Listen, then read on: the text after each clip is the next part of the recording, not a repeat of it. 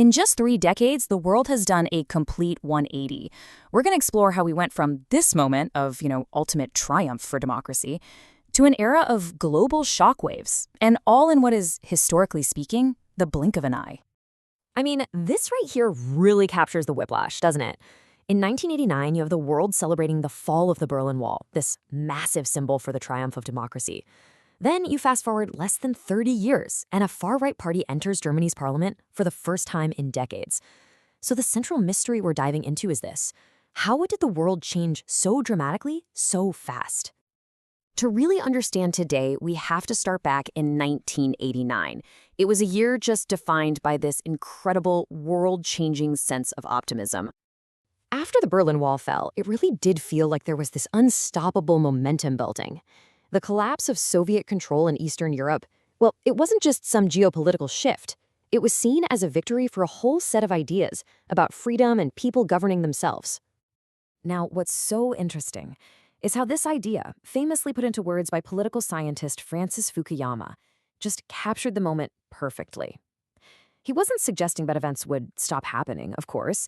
His point was that the big ideological battles, they were over. Liberal democracy, he argued, was pretty much the final form of human government. And you could see the evidence for this literally everywhere. You had former Soviet countries embracing democracy. South Africa was finally moving away from apartheid. Even these deeply, deeply entrenched conflicts in places like Northern Ireland and between Israel and Palestine seemed to be moving toward peaceful, democratic solutions. And listen, this wasn't just a vibe or a feeling. The data absolutely backed it up. By the turn of the 21st century, for the first time in modern history, more than half of the world's countries were democracies. There was just this enormous confidence in the whole system of democratic capitalism. Okay, now let's hit the fast forward button. You jump ahead 3 decades, and the picture, well, it looks completely different. All that optimism of the 90s has given way to a world that feels defined by instability and populist shockwaves. This event in Germany was a huge, huge signal. A far-right anti-immigrant party actually crossed the threshold to get into parliament. And this created massive instability in a country that for decades had been a pillar of European stability. It was a real shock to the system. And this illustrates the trend you see across Europe and really beyond. The mainstream establishment parties, the traditional center-left and center-right, they're shrinking, they're losing ground. And the parties on the fringes, the ones that were once considered kind of out there, they're growing stronger and gaining real influence. And that German result? It wasn't some isolated incident. Not at all. It was part of this pattern of massive, widely unanticipated shocks to the political establishment. Both the Brexit vote in the UK and Donald Trump's election in the US completely blew up conventional political wisdom.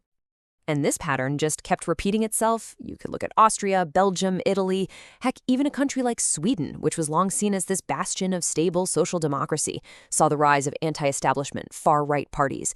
It was a continental, and you could even say a global phenomenon. So this gets us to the core question, right? How in the world do we explain the shift between these two periods? They feel like they're on completely different planets. This is probably the single most important question that political scientists and historians are grappling with today. How did that triumphant optimism of the end of history just collapse into an era of populist anger and democratic anxiety? What happened? So, how do we find the answer? Well, it turns out the dramatic history since 1989 itself provides a really unique toolkit if you know where to look. And that place is the field of political science. Political scientists see the collapse of communism as this massive natural experiment. It was a huge, real-world shock to the global system that created dozens of new countries, trying out all these different political and economic paths at once. This gave researchers an unprecedented chance to see what happens when you change the variables in the real world, not just in a lab. And here's how it works. You take the old, established theories about how politics and economics are supposed to function, then you introduce this mountain of new data. 30 years of real-world results from all these post-communist countries. And by testing the old ideas against this new reality, you can see which theories broke, which ones bent, and which ones, surprisingly, held true. And this whole process has already started to challenge some really foundational beliefs. For example, that long-held assumption that as countries get richer, they inevitably become more democratic. Well, this experiment showed that's not a guarantee. It revealed that state-run economies could adapt and thrive in ways that separate economic growth from political freedom. And maybe most importantly, it's taught us that the conditions for a stable democracy are way more complex than just holding an election. So when we look back, it's not just a random series of chaotic events.